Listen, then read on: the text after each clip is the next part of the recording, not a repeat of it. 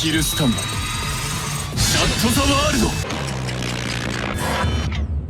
その地の記憶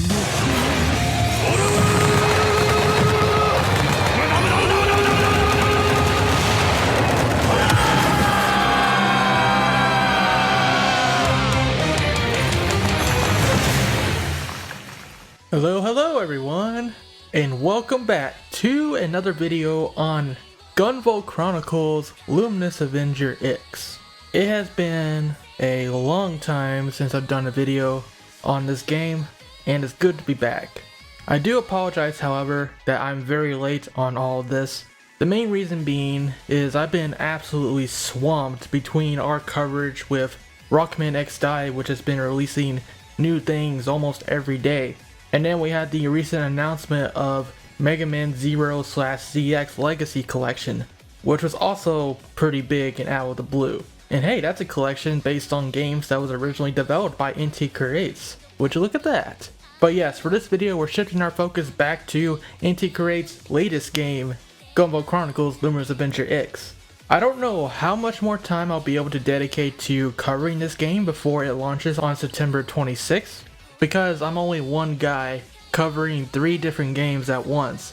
3 different games that are getting news updates almost every day. Not to mention, I should be receiving my review copy of the game in only 2 weeks from now. Pretty much our timeline right now is Megaman-esque is going to have its closed beta from September 12th to September 16th. And pretty much right after that beta ends, that's around the time I'm going to get in that Gunvolt Chronicles Luminous Avenger X review copy. So yeah, this game is going to be in our hands before we know it. Pretty exciting, isn't it? So we'll have to see. But at the very least, I do want to introduce you guys to the remaining Falcon members that you can meet and fight in the game. Before we say hello to the new adepts, however, a while ago Inti also released their very first music video and their company's 24-year history. This music video is Gunvolt Chronicles Luminous Avenger X related because it features Lola's voice actor, Mayu Mineta, performing the main theme song of the game, Luminous Promise, or as we used to know it as, Platinum Protocol. She performs the song on stage, garbed in a very adorable Lola cosplay, and overall it's a nice little music video, so if you want to check that out, it'll be in the description below. In other news, Inti hinted at this back at this year's Bit Summit panel. But yep, it's actually happening. Limited Run Games will be releasing physical copies for Gunvolt Chronicles Luminous Avenger X. There will be a standard edition for both Switch and PS4, and a collector's edition for Switch and PS4. The collector's edition comes with the game itself, a snazzy reversible 18x24-inch poster featuring the game's key art, original Lola's vocals, soundtrack CD, and a Lolapod enamel pin. I don't know about you, but I want that poster, and the soundtrack CD is nice as well. Be prepared to pay for quite a bit though, because the collector's edition will run you $54.99 US, whereas the standard edition will run you $34.99 US.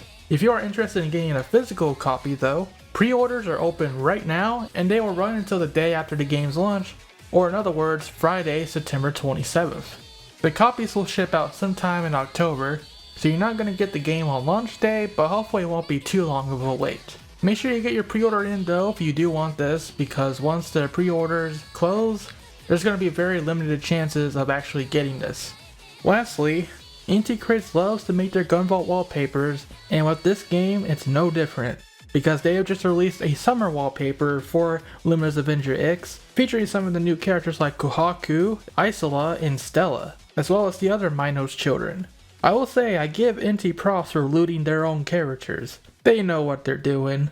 Now on to the Falcons themselves. This is essentially the main 7 bosses that you encounter in the game that are working for Sumeragi for their own different reasons, which we will get into. We've already met Blade, Rebellio, and Crimm. Now it's time to meet the remaining 4 Falcon members. And don't worry, if you missed the video on Blade, Rebellio, and Crimm, I'll have a link to that video in the description below. And if you're too lazy to click on that, I'll do a recap after all these new ones, just so we have a complete list here. Let's kick things off with the Sudarshana Gravity Well, Stella, voice acted by Ryoko Shiraishi. Now beat it, there ain't no one else who can do this but me. Got a little promise of Sumeragi, you know. An adept in possession of the Gravity Septima, her control of gravity lets her swing high-density bladed discs at her enemies, as well as restrict their movements by altering the gravity around them. She is more capable of lowering gravity than raising it though. She can lower the gravity over an entire area, but must focus on specific objects or people in order to increase gravity. Stella became president of the electronics manufacturer Gargantua at a young age. The company grew and became the nation's leading manufacturer thanks to the shrewd decision making and top-notch business acumen. She has little faith in her subordinates and treats the corporation as her own one-woman show. The sole exception is her android assistant Dystnine, to whom she has completely opened up. Stella became a Falcon in order to protect Dystnine, who was in danger of being confiscated by Sumeragi for research purposes. So Stella really has an accent going on there, because she speaks in a different dialect than the Japanese version, so it usually gets translated to having a different accent. Overall though, this is definitely the droid lady that we've been talking about in the past, and yeah, here she is. Her name is Stella. Now let's go over her moveset. The Edge Saucer, Stella's basic attack. She launches bladed discs, which then travel along the terrain. During this attack, she leaves herself defenseless until the discs return. Sword Dive. Using her lower half as a massive blade, she launches herself at Copen with this quick attack. Heavy Shackles. Stella fires high gravity beams from her discs. Anyone caught in the beams will have their gravity greatly increased, rendering them unable to move. Cage Chakram. Two of Stella's discs emit a high gravity field and attempt to trap Copen inside. The gravity produced is even higher than Heavy Shackles and will do continuous damage. And Stella's SP skill, Graviton Pandemonium. She creates blocks of high density debris and uses them in an attempt to crush Copen with her enormous discs. During this attack, the area's gravity is lowered. Avoid the attack without jumping. Oh, I see, she changes the gravities, so if you jump during this attack, you're gonna get hit by those giant blades. Oh dear.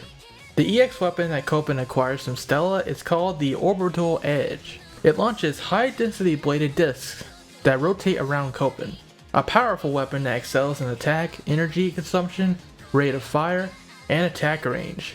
Sounds like it'd be pretty decent. And now, speaking of Stella's android Dystnine, here he is.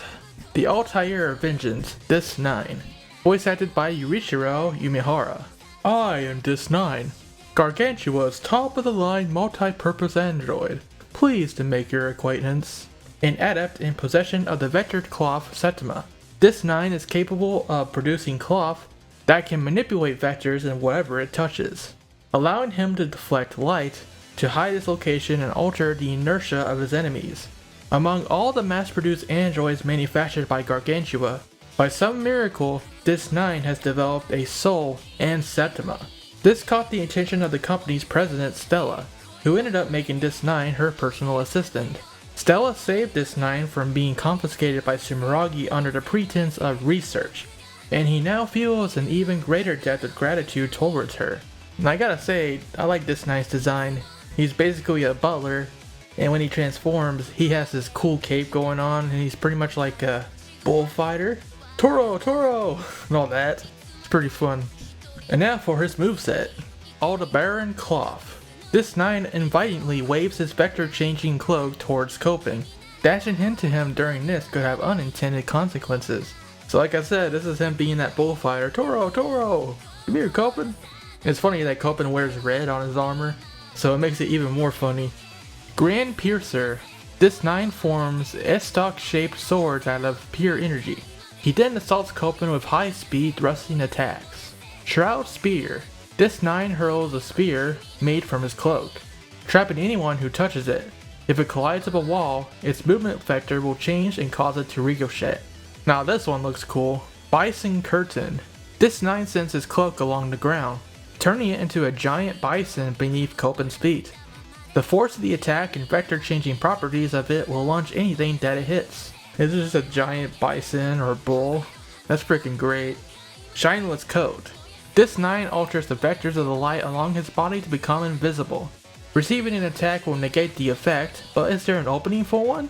Suppose for this attack you'll just have to shoot all around until you hit him to take him out of the invisibility. And last but not least, Dystnine's SP skill, Total Blackout. Dystnine unleashes his most powerful attack, covering the area with his cloak. Anyone caught in the attack becomes trapped in a world of darkness and suffers a powerful slash from the shadows. Reminds me of Meta Knight's final smash from Super Smash Bros.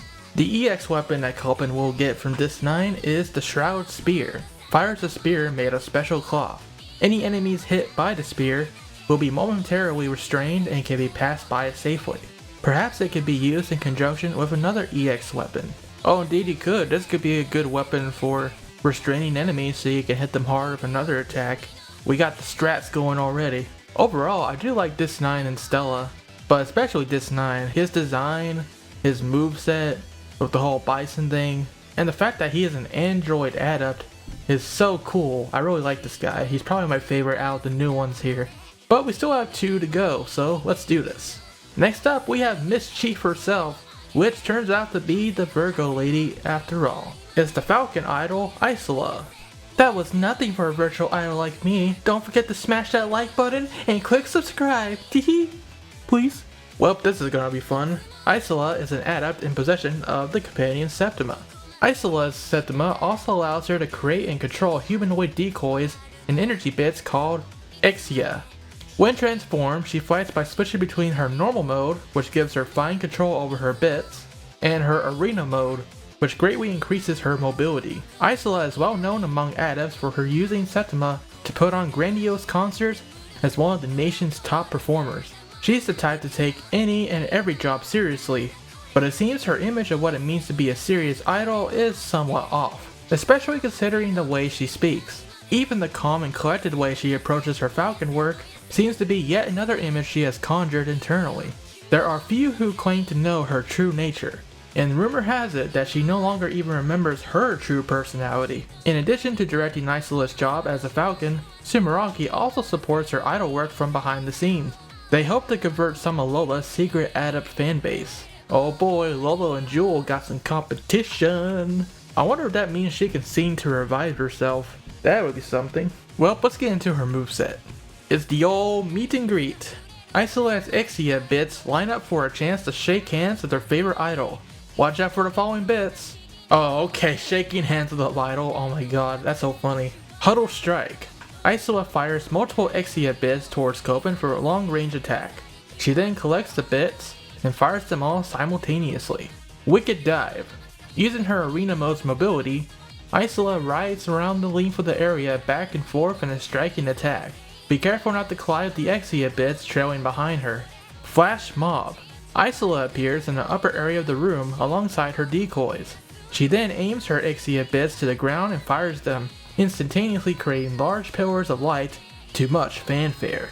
Frenzied Cheer. While Isola dances on center stage, her Exia bits create pillars of light across the ground. And her SP skill, Wonderful Rush. Isola and her decoys create a curtain of powerful rainbow-colored laser beams. Find the safe spots between the lasers and wait for a chance to attack. Okay, looking over her moveset, I'm loving how a lot of her attacks are based on the Exia bits being fans of her because she's an idol, and some of the attacks are literally just the Exia bits trying to shake her hand or trailing behind her because they're fanboys. Yeah, this is a fun character. The EX weapon acquired from Isola is the Muse's Kiss, an EX weapon that fires energy projectiles shaped like Lola. Charging the weapon will change them to her Muse form and give them piercing properties. Pretty neat. Makes sense too. And now for our last adept for tonight, the Leonian Tempest, Bakto. Voice acted by Atsushi Tanaka. An adept in possession of the Spiral Septima. Bakto Septima can unleash a torrent of spiral energy upon opponents and use the same energy to divert enemy attacks. On its face, Spiral is a simple ability, but it possesses offense, defense, and speed in equal measure, making Bakto a dangerous opponent. Bato was once in charge of lower ranking Mafia recruits before his family was torn apart by infighting. When the dust settled, Bato had the most clout among the surviving members, and the family quickly reorganized beneath him. Sumeragi took advantage of the confusion, and in a power play to recruit Bakto as a Falcon, caught most of the family in a large-scale operation. Bakto now works for Sumeragi as a Falcon, under the promise that his family will be released if he complies. While Bato is immensely adored by his subordinates, he does not feel fit to lead them. He intends to relinquish his position as soon as he can revive the family. So we have another example here of an adept that is only working for Sumeragi because he feels he has no choice. Just like Rebellio, who is on death row essentially, and he's getting promised to be pardoned for his crimes if he works for Sumeragi. So similar thing here with Bakto, he's only working for Sumeragi so that he can help out his mafia family. Pretty noble of the guy. And I'm also digging his design. It's definitely based off a lion, of course. And the whole spiral system thing looks pretty interesting too. Let's actually look at his moveset. Spiral Fang. Bato compresses spiral energy into bullets and fires them in a wide range around him. Drill Assault. Bato goes for a diving attack coated in spiral energy. During this attack, he will reflect off walls in a rising upward trajectory. Tempest Fist. Bato summons a powerful horizontal tornado while he dashes across the ground with a punch. He produces a suction effect while preparing for this attack, so be careful not to touch him. Yeah, this attack and the remaining ones look like they'll be a tight fit to dodge. Oh dear.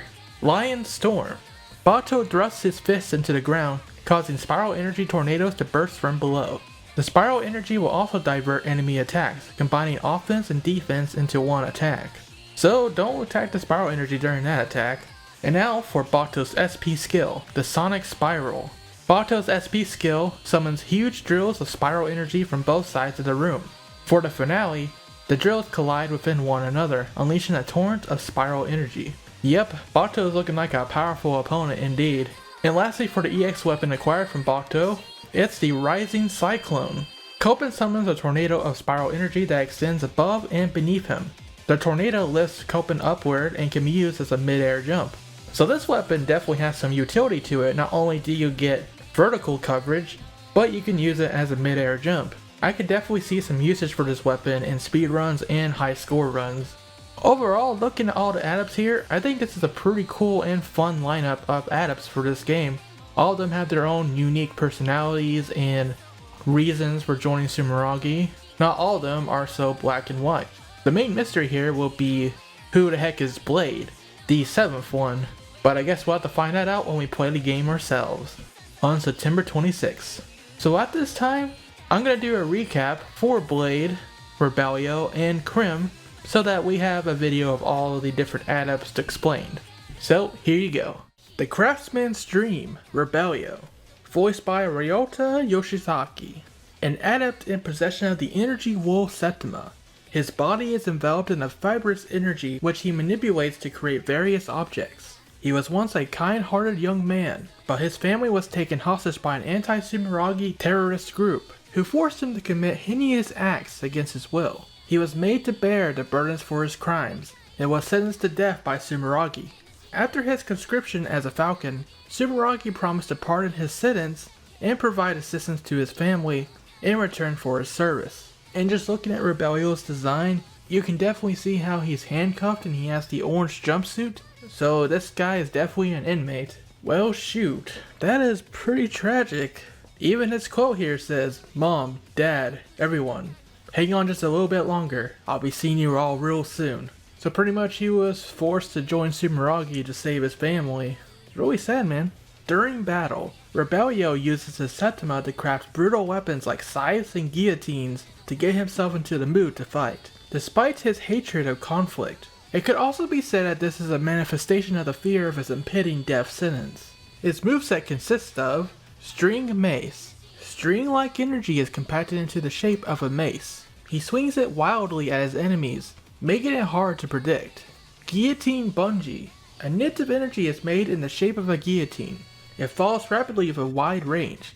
Dash carefully to avoid it. Gatling String. A large Gatling gun fires bullets of string energy. Bullet dash quickly and hover above him to stay out of danger. Anchor Scythe. Rebellio moves quickly along a wire, then delivers a scythe attack. He also digs to the ground, scattering debris. And his signature attack, the strings of fate that bind us together, lead to the same end in a sea of red. Crimson Death Thread. Or in Japanese is called Redline Dead Rave, Rebellio's SP skill. He spreads his thread to capture his enemy, then turns his body into a giant spear to pierce through those ensnared. The EX weapon that Copen acquires from Rebellio is called the Anchor Nexus. It envelops an enemy in a thread of energy, holding them helpless as Copen unleashes a piercing tackle attack. Bound enemies can be dragged along by a bullet dash. So like we talked about on the trailer footage, this is definitely going to be very useful for getting up close and personal to enemies to attack them. And that's very interesting that you can actually drag them along with you as you're dashing. Very brutal indeed. The Explosive Artist, Krim, voiced by Suguro Narasawa. An adept in possession of the detonation septima. He fires shots of densely packed energy that explode in highly contained yet very powerful explosions. After transforming, he shields himself with a super tough barrier that completely protects him from any blast shockwaves. His personal creed is anything by these beautiful hands is a radiant work of art. Krim is widely known as a charismatic beautician, but his true personality comes out every night when he goes around indiscriminately laying waste to any structures he set his sights on. He's not a pyromaniac, he's a blastomaniac. He feels justified in his mass property destruction since he genuinely believes that there is no greater beauty in the world than acts born from his septima. In his eyes, he is the master of fine art and the world is his canvas. He was overjoyed at becoming a Falcon, as he gained legal authority to perform his art whenever he sees fit. And yeah, like the description says, Krim definitely looks like a beautician because he has these scissors and everything. So yeah, he's basically like a hairstylist. And I gotta say, I love this guy's quote, "Art is detonation." Does that sound familiar to any of you guys? Explosion is art! Yeah, it seems like Krim and Blastman would be best friends. As for the battle, we talked about how Krim is definitely a guy who likes explosions, and boy will he be using them a lot. And like I totally called in the last analysis, this guy is going to be a very defensive character as well, as he constantly brings up a shield where he is impervious to damage while it is active. So pretty much you gotta dodge his explosions and then wait for the shield to go down before Copen can attack him. Now here's his moveset. Blast Jump. Krim uses a mid-air explosion to launch himself. He triggers explosions to his left and right wherein he lands. Blast Rush. Krim launches himself with an explosion to rush down his enemies. He then buries his claw into the wall and detonates it. Luminary Mine. He fires a high-density ball of energy from his claw. He then detonates it to cause a large explosion. Discord Mine. Krim carpet bombs the floor for a 5-way attack. Find an opening for a bullet dash, which as we can see from the footage, you usually need to jump from the far left. And now for Krim's masterpiece attack. Dazzling blasts bloom upon my canvas, the world engulfed in radiant conflagration. Come now, let me hear your screams. Exquisite Artillery, or in Japanese it's called Carnival Death Charge. He causes a huge explosion in midair, then continuously bombs the surrounding area. Dodging requires precise timing. And this is actually new information. The EX weapon acquired from Krim is the Photon Detonator. It fires a ball of light that explodes on contact with an enemy or obstacle. It has long range and high firepower, and is capable of firing up to 3 projectiles on screen at once. Which definitely sounds a bit like Power Gear Chain Blast from Megaman-11. The similarities are uncanny, man. And now that the recap is done, this is where I'm going to sign off actually. Thank you so much for watching, and for more things on Gunvolt Chronicles Luminous Avenger X, including my review of the game that will be coming around lunchtime, and everything else Mega Man and Mega-esque. Stay tuned to ShadowRockZX. Until next time, rock on and have a great day.